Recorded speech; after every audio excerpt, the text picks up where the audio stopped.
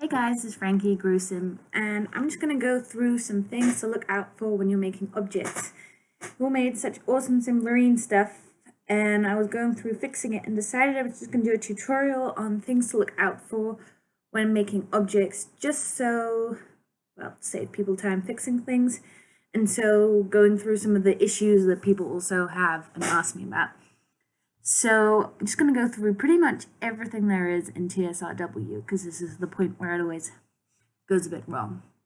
So the first thing I would do is always here add a name and a description for your object, especially description. Put in something that makes it obvious who you are as a creator. It really helps people when they get where can I find if the description says who made the object, because it's so much easier to find.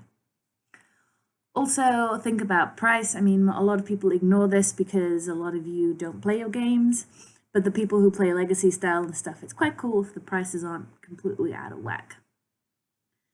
Then again, here, the functional category. This is just pretty much simple. Pick a category it's in, the subcategories in, room category and room subcategory. Please don't mark 300 things like this. Is wrong. Take it out of a lot of places because it's just going to end up clogging up the games. If it's going to be in a shitload of categories, then you just have the problem that every time people load any one of those categories, it's going to load that object too, and it's going to take longer. So pick one and go with it. Yeah, what else have we got here? I mean, you can look through most of these, I think. Wall placement flags here, you can say on wall, and also here can be moved up and down wall. This is really good for things like curtains, which a lot of people always forget to tick because curtains snap to windows anyway, so it's good if they can be moved up and down. You can actually make other objects move up and down by ticking on wall and can be moved up and down, but you can no longer use Alt on objects that you can shift up and down. So things like pillows, it's pretty shitty because you can't exactly place the pillow very well, it'll snap to grid. But for things like curtains, it's obviously really useful, or paintings, stuff that snaps to a wall anyway. Slot placement flags. A lot of people have the issue that they say, oh, my small little deco object doesn't snap to slots. Main ones here are small, medium, and large. So small is general deco, medium, some slots have only medium, and large is generally everything that's like a TV or something. So if you want it to work for all slots, take it as small.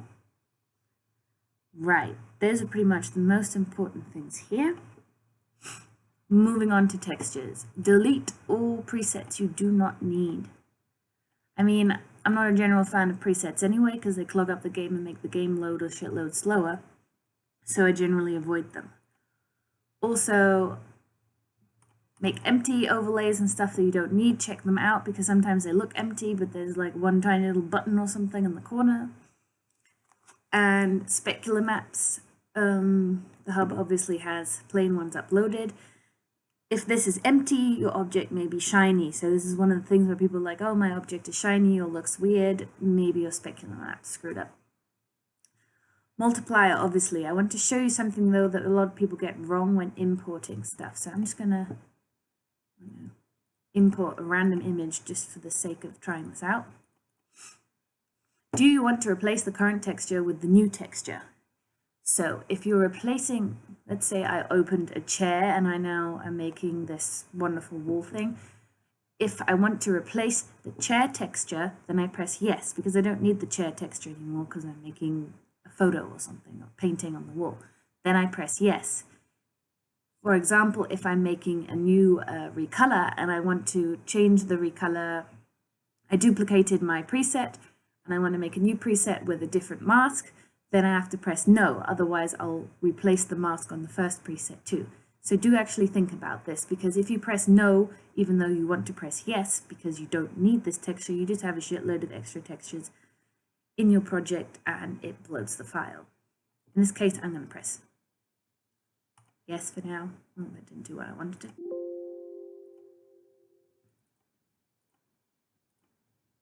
Nope, that's not doing what I wanted to, but yeah, there's another pop-up that comes up.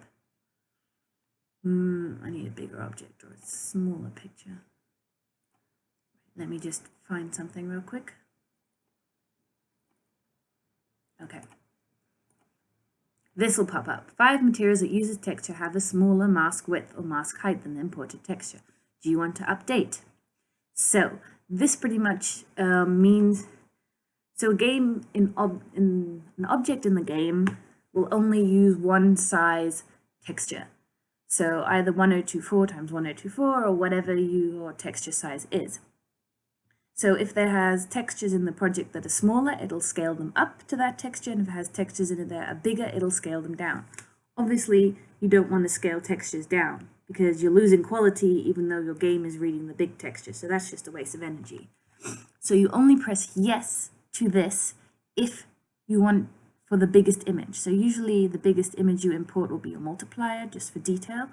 So do you want to update the material mask width and height? It's a multiplier. It's 2048 times 2048. The rest in here is 1024 times 1024. Yes, I do want to update it. If I then import a mask, then I'm going to press no, because I don't want it to shrink down to the size of the mask, and I usually make, let's do this. I usually make my masks smaller, so 1024 times 1024, even 512 times 512. If they don't have any details, if they're just big colored square blocks, it saves space in the and makes the game have to read less. Second thing, well, next thing. Here are your recolorable channels. This project only has 2. Please turn off the last one if you're not using it, because otherwise people are sitting there changing the color, trying to figure out where in God's name the object is changing color and can't find it. So it's usually a good idea to turn it off. If you're making an object that is totally non-recolorable, which is the same, well, that's not the cool part of Sims 3 is that you can't recolor objects, but anyway, if you're making things that are non-recolorable, please do leave one channel on. It's just because a lot of people will try and drag a color accidentally onto your object and the game will crash because they'll be like, oh, I can't recolor this, and Sim seems to hate that. So, next part, here, tiling. This is important. This says what size your texture is. So usually what I do is I load a texture like this texture, so something that is square so that I can see, and you'll have to check out the textures. Always make sure you do this because a lot of textures I see are stretched. So for example, people leave this in 2.2 and it's huge, even though that looks crap if the texture is made that big. Or they still have, they replace an object that had a triangular multiplier, and suddenly they've got rectangles instead of squares. So fiddle around with this. Also, rotation. So for example, let's open something else.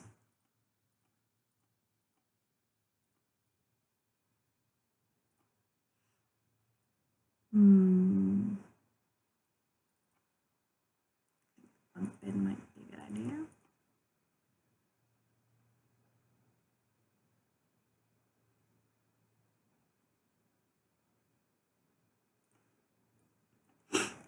Right, so my bunk bed, you can see I want the bunk bed to have the same wood texture for all parts. And you can see here, this goes along in this direction, the grain, and this grain goes in this direction, which is weird because no one would cut the wood in this direction. The grain should go down.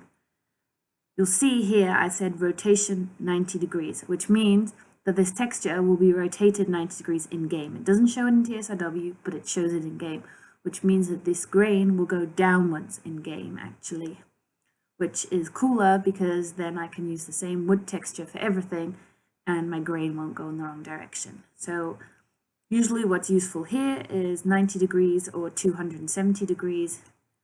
If the texture then goes up instead of down, then 180 degrees, or yeah, you'll have to figure out which it is, but you can change the rotation of your texture only for objects, but it's pretty useful. Right. Of course, here you can always duplicate, make your new texture, but I'm not a fan of presets if they're just color changes, because they do clog up the game and everyone can change colors. So I usually only try and do presets if they have different overlays or different masks. Right. Another thing, say I decide to duplicate this color, and we'll just make this empty. Here, it also says, do you want to update the material mask width and height? I just pressed delete. So literally my material size and height is now 0 by 0. If I press yes, you'll see the texture's totally messed up because it's 0 by 0, so it has no detail at all. You can see these nice big ass pixels. Anyway, now I could import the next UV again, but I've already got the UV in game because my first preset has it. So instead of importing, and this is pretty much the most important part of this tutorial, instead of importing the same texture again, because you're literally making the game read the same texture twice, your file size is going to be double as big because you've got, well, not quite, but you've got the same texture in it twice. Use this button. It is called Browse. Pressing Browse, once it's done, lists all the textures you already have in game in this project. So instead of importing it again, it'll just link it to the first version, and this makes your file size a lot smaller. So please, for God's sake, do not keep importing the same texture 10 times. Browse for it.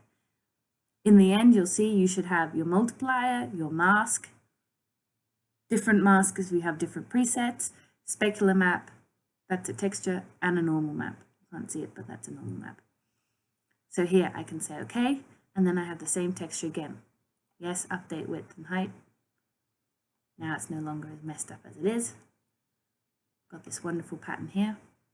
Just ignore that. It's just decided to mess up here. But yes, browse. Please, for God's sake, browse for textures. Also, what you can do in this browse is go through, right-click and delete textures, remove them that just don't belong to your project. So if you've still got textures from an old project in there or something, just delete them to make sure your file sizes are small. I spend a lot of my time just deleting duplicate images because of things. Also, if you want textures for objects and clothes, what you can do is you can make different parts, different scale. So maybe I scaled this differently to this on my UV, and I can cancel out the different sizes by the tiling. So what I usually do is I load geometric, usually this one. I load this image for every single texture and for every channel, and then I try to make sure that all my squares are about the same size by fiddling with tiling so that I don't get changes. Also, what's really cool, which a lot of people don't know, say okay, while we're at it, if TSRW crashes, press cancel. Don't do anything else because it will crash more. Export to Sims 3 pack, whatever, bunk bed 1, and then close TSRW and reload it. Because if it crashes, you can still save your work by exporting it to Sims 3 pack. For some reason, exporting to Sims 3 pack works best and has least amount of errors. And that way, even though it crashed, you can still save your work. You'll see, I have Sims 3 pack of most of the things. There we go. Just ignore the colors on this one. Right. So say I really like this yellow color, and of course I can just remember these numbers, but if I've done a complicated pattern with 4 colors, I don't really want to try and make the same color again for the next channel. So what I can do is I press this export button. We'll just name it 1 for now. And now I can go to my next channel, I can press import, and I can import this number 1, and then I get exactly the same color for this channel. So if you're trying to make some channels have exactly the same texture, it's a lot easier than trying to copy it over. Just saying. Right, I wanted to show you what I was doing.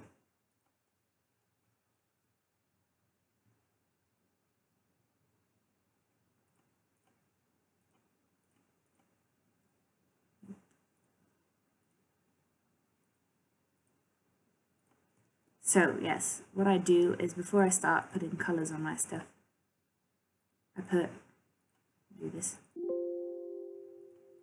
the same checkered texture on everything. And I look at the sides and I think, okay, these squares aren't really the same size as these squares, so I can fiddle around with the settings. 5, maybe 6. Now they look kind of the same color, the same size, and that's just how I make sure that my textures are pretty uniform over the entire thing. And then I'll fiddle with actual colors. Let me see. Okay. I think that was most of the stuff for this tab. Again, just make sure you delete any recolors that you don't need, so not weird stuff stays there. Mesh. So yes, high level of detail, medium level of detail. That's the normal stuff. What's important is if you go to group 0 and you go to material, you'll see these are shaders. So shaders are different types of things. I'm not going to go through what all the shaders do, but if your mesh looks weird, like it just looks like a black and white shadowy, it may be that you imported your mesh into group 0, which is the drop shadow shader, or you imported it into a different group. So just make sure if you have multiple groups, you know that here group 1 Fong is the normal one, group 1 should be your mesh, and group 0 should be the shadow. If I have a package and I don't actually have a shadow, import something random ass into group 0 and then just say, and you can delete groups. That's the cool thing about TS3, that's no problem. You can also need more groups and then change the mesh properties. So I can say I want this to be Fong Alpha. Fong Alpha is thing helps you make stuff transparent. This I'm not going to go through now, but yeah, the alpha mask threshold depends on how transparent this group is. Also make sure that your specular map here, when you open it, is black, and your diffuse map shows your multiply image with the pattern overlaid like this. It's another thing that can go wrong. And if you have a normal map in here, that you also make sure your normal map is correct. Don't delete specular maps in here. You can remove things if you don't want them or don't need them, but just don't delete the specular map, and make sure you have the diffuse map in here most of the time as well. Yes, so that's mesh properties. It's pretty much all the information there. Slots, important thing that no one seems to do. Footprint. So you've got a sim and you've made a really tiny object, and your really tiny object, you can see everything's gone slightly see-through because I changed it to alpha Fong. You've got a tiny object and your sim goes around it in a massive circle and keeps waving his hand and being like, hey, look, I can't get to this object or it's in my way. Do you want to update material to all LODs? Yes. You want to fix all LODs. So yes, the footprint. The footprint is which determines how big your object is. It determines how much space your object takes up. And so some people import a massive statue and then start with a massive statue, import a tiny pair of shoes, and then your sim thinks the object is still as big as the statue and will go around it. So the easiest way to fix this is to say make it from mesh. Pick your mesh or one of the mesh groups, depending which one has the biggest area under, and say calculate, and it will create it from your mesh group, from the width of your mesh group. Obviously, you can also fiddle with it here, X, Y, and Z. But yeah, that's important mainly so that, well, so that it doesn't keep blocking sims moving, because people who play the game and their sim wants to walk past your object and it thinks it's a statue when it's a shoe, it's going to be a problem.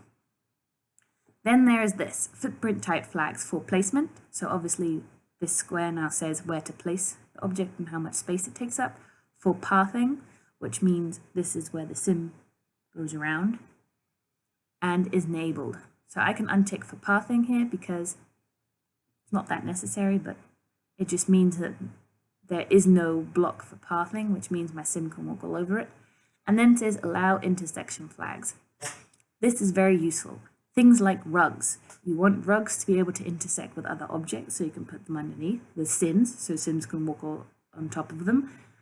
Things you want on the roof need to be able to intersect with the roof. Things maybe need to intersect with fences or with walls, depending whatever you're making, with stairs, or with objects of the same type. So this is how you would make a pair of curtains or a rug. It's literally just by saying, okay, the sim can walk through the curtain, otherwise it's going to walk a big path around the curtains, which is just silly. Or it's going to walk around the rug instead of over it if the sim is not allowed to intersect with the rug. Also, surface type flags, surface attribute flags. Can I put it on a slope? Can I not put it on a slope? Rocks, I want to be able to put on a slope. Can I put it on a pool? Can I put it on a pond? That's supposed to say fence. Can I put it on a roof? In the air? All these things are in the footprint editor. A lot of people forget to edit their footprints, and then the sim literally has a problem because it's waving its hand over its head the whole time because it can't get past it. Slots. This one doesn't have any, so we'll open something that...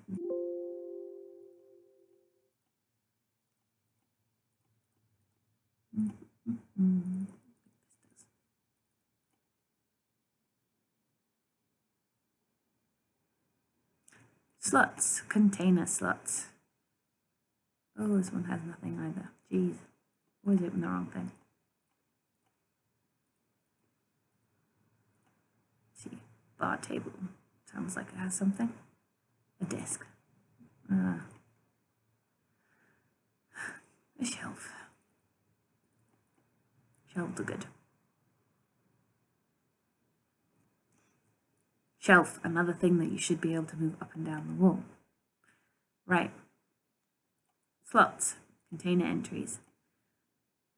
Container entries, you can double click and it says what this container can place. It can take small, medium or large tagged objects. These can be moved by just literally pulling these yellow arrows. Just make sure that you have enough container entries if you want it to have slots and that they're not floating around in the air or whatnot. So just make sure that you literally have placed them all correctly. For some objects that are functional, such as cribs, tables, there are also slot entries that have an end table or have some kind of function assigned to them. Don't fiddle around with those much because the sim's arms are going to get stretched or they're going to end up saying that the object is no longer functional. So just be careful. The main ones you can fiddle around are these slots. You may also rotate these. So for example,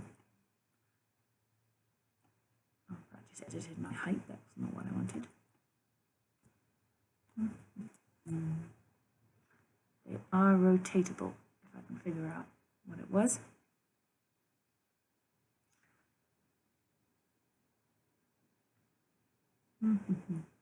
Also, full rotation just means you can rotate the object on the slot. There we go. You'll have to fiddle around with it a bit more, but it's possible to tip or rotate objects when you place them on a table or something just by editing these container slots. I usually don't really fiddle around with this. Effect entries are usually random bones where the sims are placed when they're interacting with stuff. So I usually don't fiddle around with these either. So yes, container entries, got that. Okay, got the most stuff. Sync masks, don't worry about that. What people forget to fiddle around with a lot is occluders. So I need to find one of my old objects that I know has an error.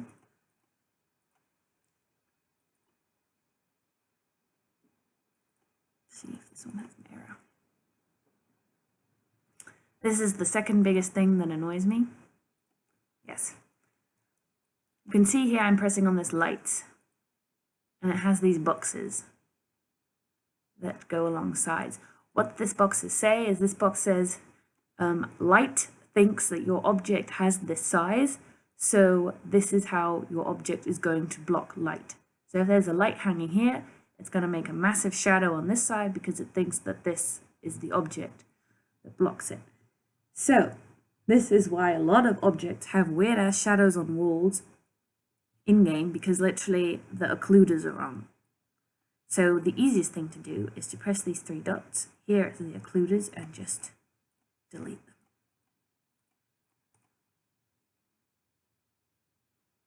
Done. It's not going to block light. Your room's going to be nice and light without weird shadows. Theoretically, you can figure out how to make the occluder perfect, but for something like this, it's going to let light through it in real life, and it just ends up being pointless. So yeah, one of the main things people forget: footprints, browsing for objects, and deleting a light occluders. If you want to make an actual light, so you want this thing to function as a light, you don't need to import a light to make a light. You can just add a new light here. Different types, positions, intensity, angle, color. That's stuff to fiddle around with. But yes, please make sure you either delete occluders or make them the right size. Otherwise, yeah, just gonna be annoying again. Once you are done with all these parts and you've exported this object and it's awesome, please make sure you open your object in Sims 3 PE and you go through the images and you just make sure that you really only have the images in here that belong to your object, that you don't have other recolors or images from older objects, the ones you imported over. Sometimes I've deleted up to 25 images that just don't belong to the project, and your file size is just massive. Also, run things through Sims 3 RC. A lot of the time, if I export something from TSRW, it's about 10 times bigger than it should be. Running it through Sims 3 RC makes the file size smaller. It means that when you upload it, it'll be smaller, so you've got more space wherever you're uploading it to. And it means that people with shitty internet connections don't take 5 hours to download your object just because you forgot to run it through Sims 3 RC. So yes, I'm pretty sure that is most of the stuff. Oh yeah. One of the other main objects that problems that people have is my object appears invisible, or my sim interacts with my object and it suddenly is invisible and disappears. If an object does not show in-game properly, you forgot to assign bones. So most things have bones. This. So this backsplash doesn't move. So theoretically, backsplash does not need a bone because it does nothing. But it is always, always, always a good idea to assign bones. So generally, if I show you here, this bone, CD68F001, is the deco bone. It's literally the bone that doesn't move. But if you have glass parts or an object that, even though it doesn't move, your Sims can interact with it, for example, a chair or a table, sometimes if you don't assign this bone to it, it'll disappear. This is like what happens with cribs. Cribs look fine, Sim puts the toddler in the crib disappears. It's because bones are missing. So if something is invisible in your game, you forgot the bone. If something randomly goes invisible, you forgot to assign bones. Make sure you assign bones to pretty much everything. It's just better that way. And also obviously test your objects in game properly. So yes, this is pretty much all the things you need to look out for with objects. Again, main things for other people to use are footprints, occluders, and not making your file sizes massive by having 300 images, of which 200 are duplicates. Right, I hope that helped a bit with people making objects, and you guys can now make objects that don't have issues. Okay, so like always, I forgot a bit, so I'm just going to add this on the end. Two things to think about when you're making a multiplier. It is a good idea to fill the background, even the parts that don't have mesh on them, in with just a basic gray, just because when you zoom out on an object in Sims 3, it pretty much, you're reducing the quality because it's smaller, and sometimes because it then also, it's like the UV kind of then goes off your texture. So if you have the the surrounding part gray, you won't get like white lines and white seams when you zoom out the texture. So it's always just a good idea to fill in the background as a light gray so that you don't have random gaps and stuff. Also, what I wanted to say, you've got a high level of detail and you've got a medium level of detail. It's a good idea when you're making a shadow. First of all, if you've got multiple groups, only select the group that is your actual mesh. Don't select the shadow group, or maybe a group that you want to make transparent because, hey, glass parts don't cast very big shadows, or the transparent parts don't make shadows. And if you select the shadow group, then you've just got a massive shadow on the floor, which is the shadow of the shadow, which doesn't really work. It's also a good idea that if you do import a high level of detail and a medium level of detail, for the shadow high level of detail, you, shadow high level of detail, I'm generating the shadow, I use the medium mesh because the shadow does not need to be high quality, and pretty much then it's, use both of them, medium level of detail. Pretty much then you're just saving a bit of space and your game doesn't have to render it quite as much. I mean, most people have updated their shadow textures anyway to be bigger, so let's just try not to kill our games. Also, this tells you, obviously, the vertice and the face count of your object. Unlike with clothes, where your poly count is a third of the face count, for objects your poly count is the face count. So this object has a poly count of 9,000 and a vertice count of 9,525. Unlike clothes, where the vertice count is important, here we're looking more at the poly count because that's what's going to determine how well it runs in your game. Yeah, so medium level of detail is a good idea. To make a medium level of detail, and just making an object that has a poly count of 500 faces, then you really just import the same thing into medium level of detail because it's not going to go much lower than that. Okay, that was it.